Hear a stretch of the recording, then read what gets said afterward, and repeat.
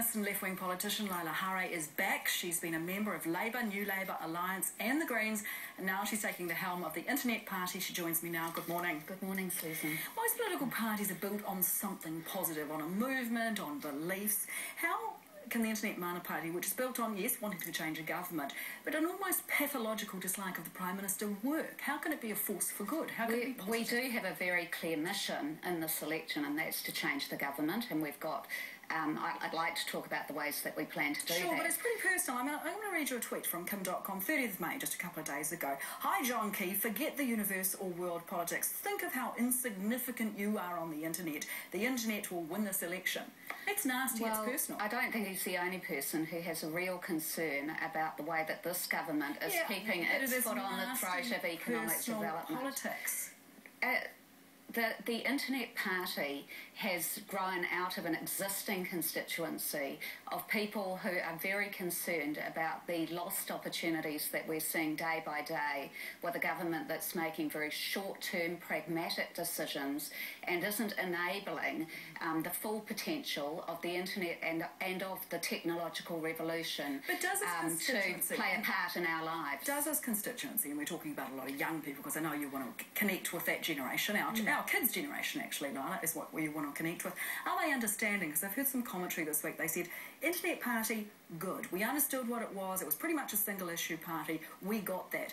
You come along, as a middle-aged woman, as am I, you come along, Honehara, whereas Mana Party comes along, they go, what is this thing? Well, actually, the feedback that we've had has been almost entirely positive, and I think myself assuming the leadership and giving some credibility to the political sort of fronting of and leading of the organisation, my determination to help younger candidates find their feet in the political process, our incredible engine room of people who are very strongly connected to youth culture and have the skills and the savvy to bring the political world into contact with young people. How significant is this force? It's absolutely significant. Hundreds, I mean, we have professional staff working for the Internet Party who represent, I think, some of the cream of talent in youth culture. We have a staff of about 20 to 30, I think, and they're all about 20 like people who are working in professional roles on the campaign. And they're all paid. But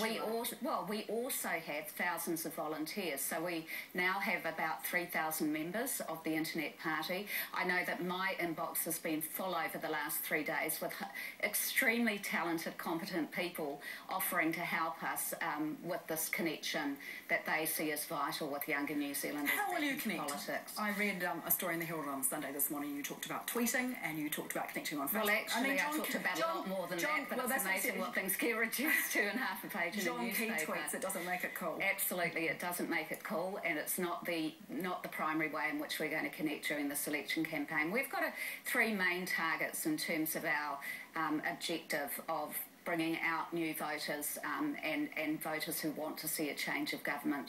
Firstly, we do have to expand the vote. We have the disaster of half our young people not participating in the 2000s. Maybe they don't. Well, that's not what they tell us when we're out there. They have issues with the difficulty they face in getting jobs.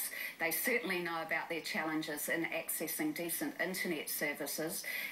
They want to engage in education. There are many issues that young people tell us are motivating them to be more political. Free tertiary education, $1.2 billion a year. Can I just go back to the question you actually asked me, Susan? Free tertiary education, $1.2 billion a year. What are you going to cut to pay for it? Who's going to pay more tax? See, this is the kind of problem that we have to confront in the way we have our political discussions. We've got so used to politics being about throwing, $1 million here or $1 billion there, back and forth across the table, without actually going back to the fundamental mandate that we need to get from New Zealanders about what kind of New Zealand we want.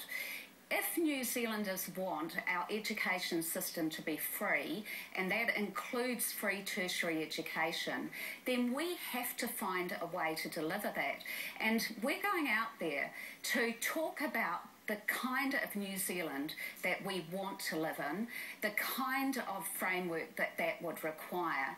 And then we need to start getting down to the brass tacks of what has to be traded off or reprioritised to deliver the priorities of New Zealanders. But that is certainly a priority. On this program, earlier this year, we had QandA, and he talked about the party, he's talking about the Internet Party set up, and I'm quoting him, for the New Zealand youth, for entrepreneurs, for tax-heavy people. These are people highly taxed. How can you represent those people? That is the opposite of Well, I've also been one of those people myself for most of my working life, and it's something that I've never objected to. Sounds like he objects to it. Well, the quote you just read gave no such indication to me. I think one of the great things about this party is it represents the sort of fullness and diversity of the internet generation. At one side we have cutting-edge entrepreneurs, people who really see the opportunities and an expansion of this technology for New Zealand, and there's no question at all that we cannot get beyond our current economic malaise without a massive transformation. Current economic malaise, we've got record growth numbers, but let's not argue Well, we don't actually have record growth numbers. Do. Our lack of quality digital internet services in this country is probably costing us about 9% of our GDP. Look, I live 2 kilometres from downtown Auckland. My internet speed is 8 megabits per second. In South Korea, the standard internet speed is 20 megabits per second, and they're moving to 80 to 100. When I lived in Te Atitu for 17 years, when I lived in Te Atitu for 17 years, I had higher internet speeds than I have in Mount Eden. Okay, do you know why? Because people could not afford the internet.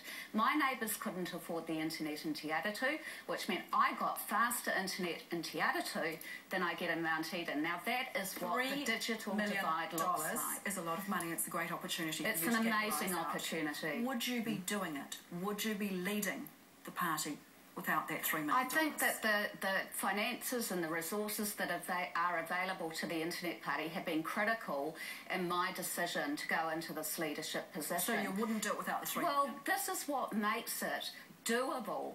We have had how much would you have done it for? If it had been $1 million, would you have done it for 200 knots? Look, Susan, that you're kind of in the realm of hypothesis here. What I'm doing this for... But you wouldn't have done it without the money, would you? Absolutely, the combination of factors... So if QandA had said no money to you wouldn't have done it? Sorry, would you like me to answer the question? There is a unique combination of circumstances here. We have, for the first time, a significant resource available to a movement and a constituency that have been shut out of New Zealand politics for a long time. The MMP rort, the 5% threshold, means that up to 100,000 votes can be discounted in a general election, even when we have 4.5% support for a particular set of values, a particular policy approach. So I make no apologies for seeing the sense in taking this opportunity, the availability of resources, fantastic leadership within the organisation, and a very serious problem to solve. Thank you for your time this morning, Laila Harre. Thank you. Well, the panel's back after the break, and later, New Zealand's changing face, new research on what our population will look like in 2026. How will it change our political landscape?